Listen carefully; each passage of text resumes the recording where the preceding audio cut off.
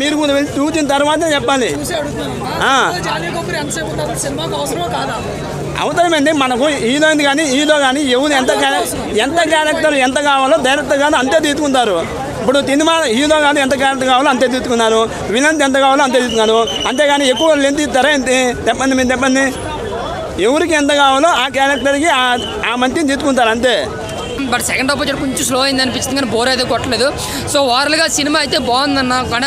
అంటే కొరటాల శివ గారు ఏదైతే మైనస్ అయ్యి ఎంతైతే ట్రోల్ చేశారో ఈ సినిమా తర్వాత కొంచెం ఆయన చాలా మెచ్చుకుంటారు. ఆయన రాసుకున్న డైలాగులు కానీ టేకింగ్ అని నాకు చాలా బాగా అనిపించింది. కథ రొటీన్ అయినా సరే రాసుకున్న టేకింగ్ డైలాగులు సీన్స్ అయితే మాత్రం బాగుందన్న. బట్ ఇందులో ఎన్టీఆర్ గారు ఫస్ట్ హాఫ్ అయితే మాత్రం ఒక ఓసకోత ఊరమాసాన్ని చెప్పుకోవచ్చు. ఎమోషన్ సీన్స్లో కావచ్చు, ఆయన బీజిఎం కావచ్చు, విజువల్ ఎఫెక్ట్స్ కావచ్చు చాలా బాగున్నాయి. ఇంకా మన అనిరుద్ధ్ ఇచ్చిన బ్యాక్గ్రౌండ్ స్కోర్ అయితే మాత్రం సూపర్ అనమాట. సినిమాకి ప్రతి ఫ్రేమ్లో ఎలివేషన్ ఇచ్చిన బ్యాక్గ్రౌండ్ కూడా నిజంగా గూస్ బంప్స్ తెప్పిస్తే చాలా బాగా అనిపించింది అనమాట.